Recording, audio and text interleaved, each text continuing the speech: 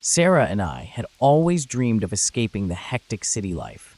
When we found a secluded cabin in the dense forests of Oregon, it seemed like the perfect place to start anew. We eagerly packed our belongings and drove for hours to our new home, excited about the peace and tranquility we were sure to find. The cabin was everything we had hoped for: rustic, charming, and nestled in the heart of the forest, far from the noise and stress of city living. For the first few days, we busied ourselves with settling in, exploring the surroundings, and enjoying the serenity of nature. The only sounds were the chirping of birds and the rustling of leaves in the breeze. As we explored our new home, we marveled at the beauty of our surroundings. The forest was dense with towering pines and ancient oaks, and a clear stream ran nearby, providing fresh water. We spent our days hiking, fishing, and soaking in the natural beauty. The stress of our previous lives seemed to melt away with each passing day. But as the sun set and night fell, the atmosphere changed. On the first night, I woke to the sound of faint whispers. I sat up in bed, straining to hear, but the whispers faded away. I convinced myself it was just my imagination and went back to sleep. The next morning, I mentioned it to Sarah, but she dismissed it as the wind or an animal outside. The next night, the whispers returned, louder and more distinct. I nudged Sarah awake. "Do you hear that?" I whispered. Sarah listened, and her eyes widened. The whispers were faint but unmistakable, and they seemed to be coming from the walls of the cabin. We lay in bed, listening intently, trying to make out the words. The whispers spoke of things we thought only we knew, secrets from our pasts, private conversations we had never shared with anyone else. I got up and checked the cabin, looking for the source of the voices, but found nothing. Everything seemed normal. We tried to brush it off as the wind or the house settling, but the whispers continued each night, growing louder and more insistent. By the end of the week, the whispers were impossible to ignore. They seemed to be coming from everywhere at once, echoing through the cabin and surrounding woods. We began to feel a sense of dread every time night fell, dreading the return of the whispers. It felt like we were being watched, our most intimate thoughts and secrets laid bare. One evening, as we sat on the porch, the whispers began earlier than usual. The sun had just dipped below the horizon when we heard the faint murmurs starting. I clutched Sarah's hand. "Do you think the forest is alive?" she asked, her voice trembling. I shook my head, but I couldn't hide the fear in my eyes. "I don't know, but something is very wrong here." That night, the whispers became unbearably loud.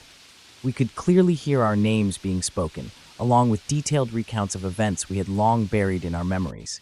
We sat in the living room, terrified, clutching each other as the voices swirled around us. "Mark, this is too much. We have to leave," Sarah said, her voice trembling. I nodded, my face pale. "We'll pack our things first thing in the morning. We can't stay here another night." But the forest seemed to have other plans. As we began to gather our belongings, the whispers turned into frantic, angry shouts, as if the forest itself was protesting our departure. Objects in the cabin started to move on their own. Books flew off shelves, doors slammed shut, and the lights flickered ominously. Desperate to escape, we threw what we could into our car and fled into the night. The whispers followed us to the edge of the property, fading only when we were far down the dirt road leading away from the cabin.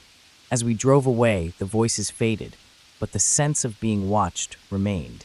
We didn't stop until we reached the nearest town, where we checked into a motel, exhausted and shaken. As we settled into our motel room, the reality of our experience began to sink in. We sat on the bed, holding each other, too scared to sleep. "What do you think it was?" Sarah asked, her voice barely above a whisper. I shook my head. "I don't know, but whatever it was, it knew things about us, things no one else could know." We vowed never to return to the cabin. The peace and tranquility we had sought in the forest had turned into a nightmare. Even though we were miles away, the memory of the whispers haunted us, a constant reminder of the dark secrets we had tried to escape. We would forever be looking over our shoulders, fearing the return of the echoes in the forest.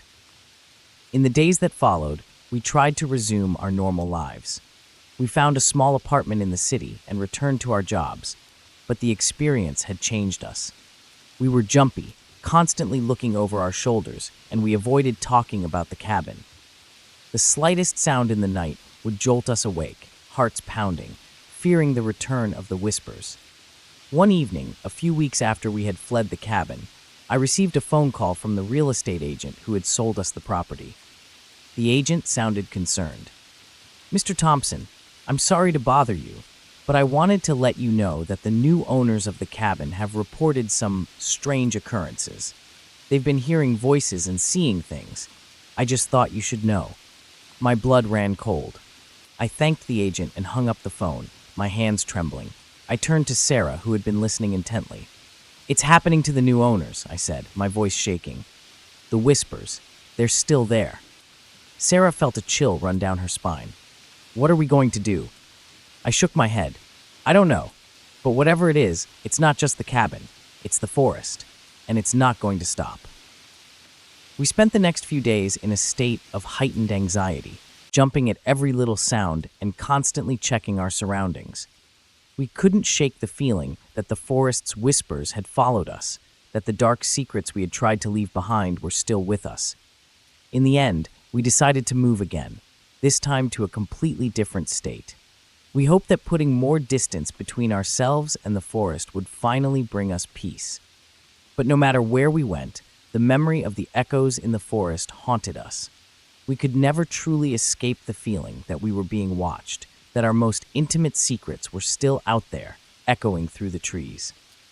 As we settled into our new home, we tried to focus on rebuilding our lives. We made new friends, started new hobbies, and did our best to move on. But the experience had left a mark on us, a lingering fear that we could never fully shake.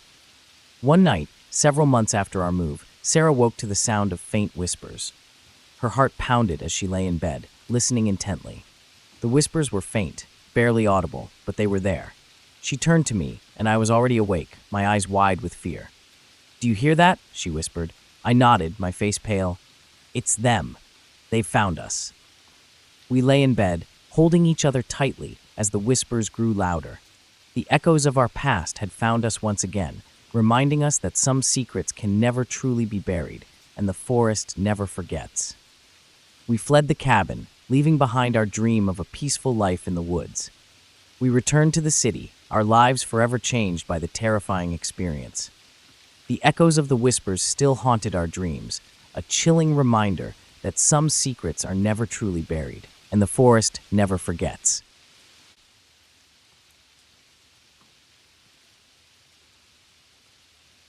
As a wildlife researcher, I, Ellen, was accustomed to working in some of the most remote and isolated places on Earth.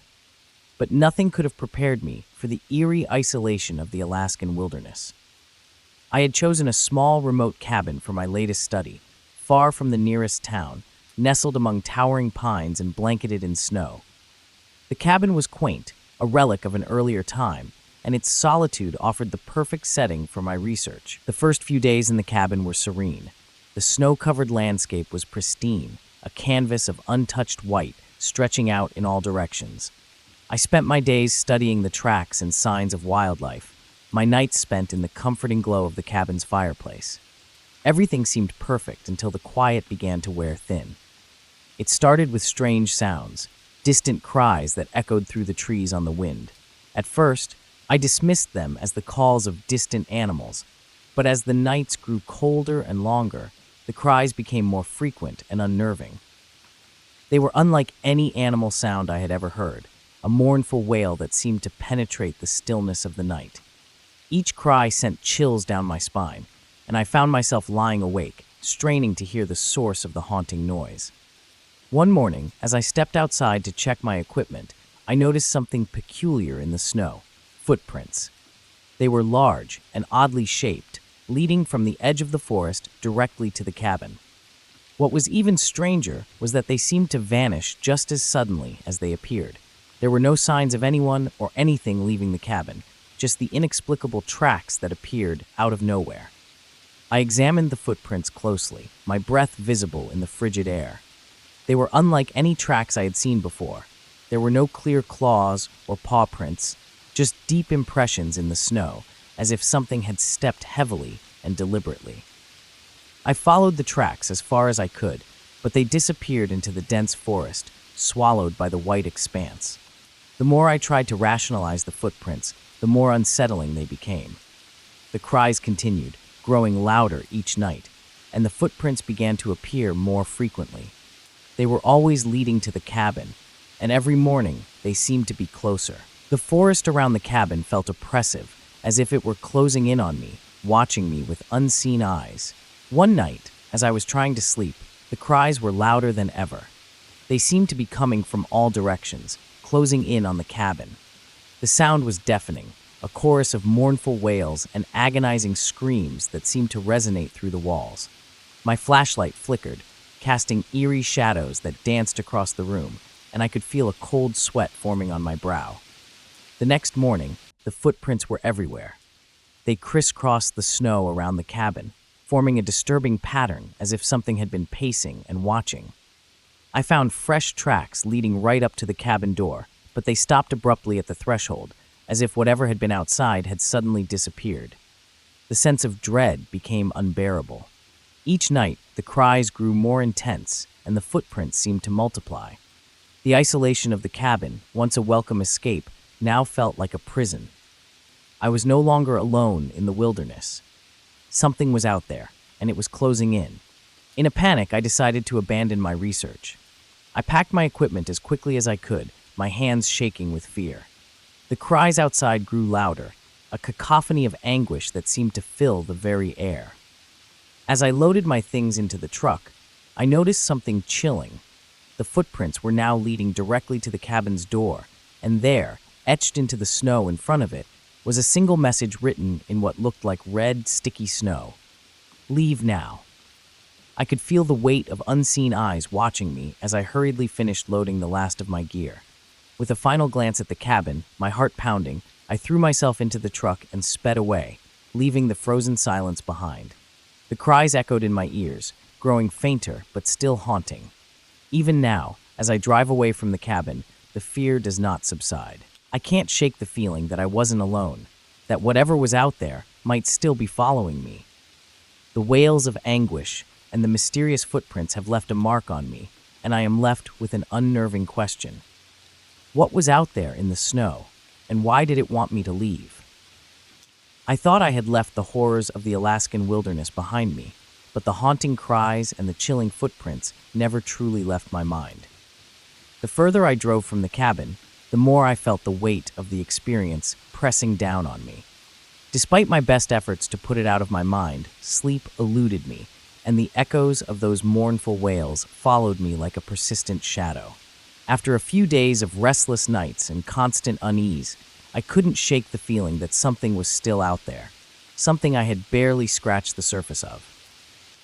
I tried to continue with my work, but every creak and groan of my apartment seemed to echo the sounds of the wilderness. The fear had seeped into every aspect of my life. Then, one evening, I received an unexpected phone call. It was from a local ranger who had heard about my experience. He wanted to know if I had seen anything unusual in the forest, as there had been a recent spate of strange sightings and unexplained phenomena in the area. I hesitated at first, but decided to share my story. The ranger listened intently, his voice growing more serious as I recounted my experience. When I finished, he simply said, "You're not the only one who's experienced this. We've had reports of similar incidents for years. You should come back and help us investigate." The idea of returning to the cabin filled me with dread, but my curiosity and the sense of unfinished business compelled me to agree. I returned to the Alaskan wilderness, this time accompanied by a small team of rangers and researchers. They were well equipped and experienced, and their presence provided a sense of safety that I hadn't felt before. As we approached the cabin, the atmosphere was different, more oppressive, almost as if the forest itself was aware of our return. The cabin stood as we had left it, silent and ominous. The ranger team set up their equipment, while I tried to shake the anxiety gripping my chest. We began a thorough search of the area, hoping to uncover some logical explanation for the disturbing events. We started by examining the snow around the cabin. The footprints were still there, now partially obscured by new snowfall, but the strange patterns were still evident. The rangers and I followed the tracks to the edge of the forest, where we found something even more unsettling, a makeshift altar of sorts, constructed from branches and stones. In the center was a carved symbol, crude and jagged, with what appeared to be animal bones arranged in a disturbing pattern. As night fell, the cries began again, piercing through the stillness of the night. The sound was more intense than I remembered, a cacophony of despair and anguish that seemed to come from all directions. The Rangers set up infrared cameras and microphones to capture any evidence of activity. Around midnight, one of the Rangers alerted us to a series of images on the monitor. The infrared cameras had picked up movement around the cabin, shadowy figures darting in and out of the frame. The figures appeared briefly, always just on the edge of visibility, as if they were deliberately avoiding full detection. My heart raced as I watched the footage. The figures seemed to mimic the movements of the footprints, converging on the cabin and then retreating into the darkness. The cries grew louder, and I felt a cold, oppressive presence pressing down on us. The cabin seemed to vibrate with an eerie energy, and the sense of being watched intensified. In a final attempt to uncover the truth, we decided to spend the night inside the cabin, hoping to capture more evidence and confront whatever was lurking in the wilderness. As we settled in, the cries became almost deafening. The temperature inside the cabin dropped, and our breath misted in the frigid air. Around 3 a.m., the sounds of footsteps started up again, louder and more insistent. We heard scratching noises at the door, followed by a chilling whisper that seemed to come from nowhere and everywhere at once. "You shouldn't have come back." The fear was palpable as we huddled together, trying to make sense of the terrifying sounds. Suddenly, the door to the cabin creaked open slowly, and an overwhelming sense of dread filled the room. We shone our flashlights towards the entrance, but the light revealed nothing but the dark, empty wilderness beyond. Just as we were about to investigate, the power went out, plunging us into darkness. The cries intensified, and the feeling of being surrounded by unseen entities became almost unbearable. We stumbled through the dark, trying to get our bearings, but the terror of the unknown was overwhelming. In the chaos, one of the Rangers screamed, and the sound of something large moving quickly through the snow was followed by a sudden silence. We rushed outside, but whatever had been there was gone, leaving only a deep, unsettling quiet in its wake. The team and I decided it was time to leave. As we packed up and retreated to safety, the cries faded, and the forest seemed to return to its eerie stillness. The cabin was left behind, a silent witness to the horrors we had experienced. I am now back in the city, but the experience has left an indelible mark on me. The cries, the shadows, and the unsettling presence in the wilderness continue to haunt my dreams. I am left with unanswered questions and a profound sense of unease. What exactly did we encounter in the Alaskan wilderness? And what, if anything, is still lurking in the frozen silence?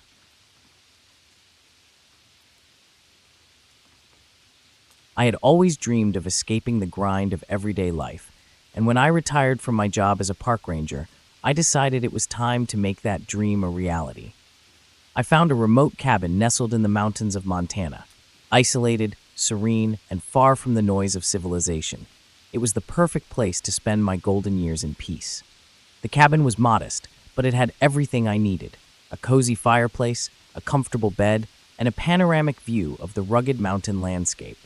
The surrounding wilderness was a haven of natural beauty, untouched by modernity.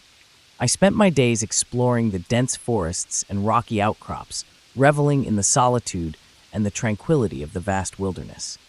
The nights were quiet, broken only by the occasional howl of a distant wolf or the rustling of leaves in the wind. Everything seemed perfect until I began to notice something strange. It started subtly, little things that I initially dismissed. Shadows seemed to linger longer than usual, and I had a fleeting sense of being watched. I brushed it off, attributing it to the isolation and the wild imagination that comes from spending too much time alone. But then it became more noticeable. Every day at precisely the same time, just as the sun began to set, I would see a figure in the distance. At first, it was just a dark shape against the mountain, too far away to make out any details. It stood motionless, always at the same spot on a ridge about a mile from the cabin. The figure never moved, never approached, but it was always there, watching. At first, I told myself it was probably just a trick of the light or a rock formation that looked like a person. I convinced myself that my eyes were playing tricks on me and that the figure was a figment of my imagination. But as the days went by, the figure seemed to get closer. It was as if it was slowly moving towards the cabin, inch by inch, day by day. The feeling of being watched grew stronger, more palpable. I began to notice other oddities. Strange sounds in the dead of night, soft whispers carried on the wind, like voices that faded as soon as I tried to listen closely. The temperature would drop suddenly, as if a chill was passing through the cabin, and I would catch glimpses of movement out of the corner of my eye, only to find nothing there when I looked directly. One evening, as the sun dipped below the horizon and the sky turned a deep shade of indigo, I noticed that the figure was now much closer than before. It was no longer a vague silhouette, but a distinct shape. I could make out what seemed like a humanoid form, though it was still too far to discern any details. The sight sent a shiver down my spine, and I felt a cold sweat break out on the back of my neck. I grabbed my binoculars and tried to get a better look, but the figure remained obscured by the fading light. I decided to take action. I strapped on my hiking boots, armed myself with a flashlight and my rifle, and set out towards the ridge where the figure always appeared. The climb was steep and treacherous, with loose rocks and overgrown vegetation making the ascent difficult. The sun had long disappeared, leaving me in near complete darkness as I made my way up the mountain. The only light was from my flashlight, casting eerie shadows that seemed to dance along the rocks. As I reached the top, I scanned the area with my flashlight, but the figure was gone. The ridge was empty, and the only sounds were the distant call of an owl and the rustling of the wind through the trees. I felt a wave of frustration mixed with relief. If it had been a person, they were gone now, and I had no answers. I searched the area thoroughly, but there were no signs of recent activity. No footprints, no disturbed ground, nothing that suggested someone had been there. The emptiness was unnerving. It was as if the figure had vanished into thin air, leaving no trace behind. That night, the sense of unease was more intense than ever. The quiet of the cabin was oppressive, and I found myself jumping at every little sound. I lay awake in bed, my flashlight within reach, staring at the ceiling and listening for any sign of movement. The darkness seemed to press in on me, suffocating and heavy, and every creak of the cabin felt like a warning. The following days were a blur of anxiety and fear. Each evening, as the sun began to set, I would catch myself scanning the horizon for the figure. The ridge remained empty, but the feeling of being watched never left. I could feel eyes on me, even when I couldn't see them. The shadows seemed to lengthen and stretch, and the wind carried whispers that I couldn't quite make out. Finally, I couldn't take it anymore. The constant sense of dread and the eerie presence that I could never fully escape drove me to my breaking point. I packed up my belongings and left the cabin behind, my heart pounding with fear. As I drove away, I couldn't shake the feeling that the Watcher was still following me, hidden somewhere in the shadows, keeping a close eye on my every move. Even now, back in the safety of a more populated area, the memory of that figure lingers. I can still feel its gaze on me, a persistent reminder of the isolation and fear that consumed me in the mountains. I wonder what it was, whether it was a trick of the mind or something far more sinister. All I know is that I will never return to that cabin, and I will never forget the eerie presence that watched me from the distance. The mountains hold their secrets tightly, and I am left with the haunting feeling that I am still being watched, even from afar.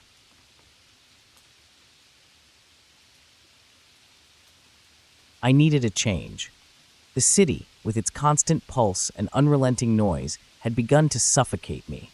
As an artist, I craved solitude, a space where I could reconnect with my creativity and escape the demands of modern life. When I stumbled across an ad for a remote cabin in the Nevada desert, I felt a pull, a deep instinct that this was where I needed to be. The cabin was miles from the nearest town, nestled in a barren stretch of desert that seemed to go on forever. When I first arrived, the landscape took my breath away. The vast emptiness, the red earth stretching beneath a pale blue sky, and the rugged mountains in the distance created a sense of isolation that was both thrilling and daunting. This was a place untouched by time, a stark contrast to the bustling city I had left behind. The cabin itself was modest, a single-story, wooden structure with a wraparound porch that creaked underfoot. Inside, it was sparse but comfortable, with just the essentials: a bed, a small kitchen, and a spacious room with large windows where I set up my easel. The first night, I sat outside on the porch, watching as the sun dipped below the horizon, turning the sky into a canvas of deep purples and oranges. The desert seemed to come alive as night fell, the air cooling rapidly, and the sounds of the day giving way to the whispers of the wind and the distant calls of nocturnal creatures. I quickly fell into a routine.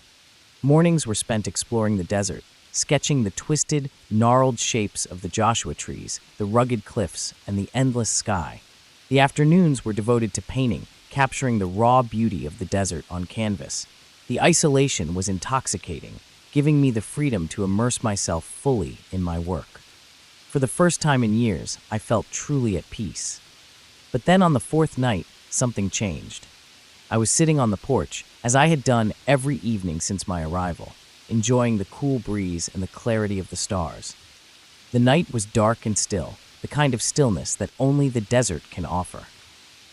I was lost in thought when I noticed a movement out of the corner of my eye, a shadowy figure on the horizon, barely visible in the faint light of the moon. At first, I thought it was a trick of the light, perhaps a coyote or some other desert creature. But as I watched, the figure moved with a deliberate slowness, not like any animal I had ever seen. It was tall, humanoid in shape, and seemed to glide rather than walk. I strained my eyes, trying to get a better look, but it was too far away, just a dark blur against the landscape.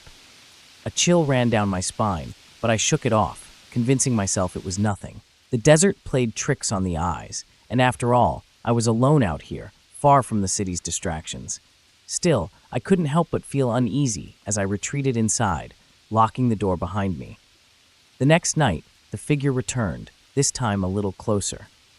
I had spent the day trying to forget about the previous night's sighting, immersing myself in my work. But as the sun set and the shadows lengthened, a sense of dread began to creep in. I tried to ignore it, telling myself it was just my imagination. But when I stepped outside after dinner, there it was, standing on the horizon, unmoving, watching. I stared at it for what felt like an eternity, my heart pounding in my chest. The figure was still too far away to make out any details, but there was something deeply unsettling about its presence. It didn't move, didn't make a sound, but I could feel its gaze on me, a cold, invisible weight pressing down on me. I backed away, retreating into the safety of the cabin, but the sense of unease lingered. Over the next few days, the sightings became more frequent. Each night, the shadowy figure would appear, and each night it would be closer. By the end of the week, there were 2 figures, then 3, then more. They multiplied, dark shapes that blended into the desert landscape, appearing at dusk and disappearing with the dawn. They never moved during the day, only at night, creeping closer with each passing hour. I began to dread the setting of the sun, the onset of night that would bring with it the return of the shadows. My once peaceful retreat had become a place of fear, the isolation that I had so craved now turning against me. The desert, which had initially seemed so inviting, now felt hostile and oppressive. The shadows seemed to have a life of their own. I would catch glimpses of them during the day, fleeting movements out of the corner of my eye, but when I turned to look, there was nothing there. At night, they would stand just beyond the porch, dark, faceless forms that radiated a palpable sense of menace. I could no longer sleep, the sound of the wind outside taking on a sinister tone, as if whispering secrets meant only for the shadows. One night, the situation escalated. I was lying in bed, staring up at the ceiling, when I heard it, a soft, almost imperceptible scratching at the door. My heart leapt into my throat as I sat up, straining to hear over the pounding of my pulse. The scratching continued, slow and deliberate, as if something was trying to get in. I tiptoed to the window, careful not to make a sound, and peeked out. The shadows were closer than ever, clustered around the cabin like a dark, amorphous mass. Their shapes were more distinct now, tall, slender figures with elongated limbs, their features obscured by darkness. The scratching grew louder, more insistent, and I felt a cold sweat break out across my skin. I knew I couldn't stay any longer. The shadows were closing in, their presence suffocating. I grabbed my bag, stuffing it with what little I could carry, and bolted for the door. The moment I stepped outside, I felt the temperature drop, the air thick with an unnatural chill. The shadows loomed over me, their forms shifting and writhing as if they were alive. I didn't look back as I ran to my car, the sense of dread overwhelming me.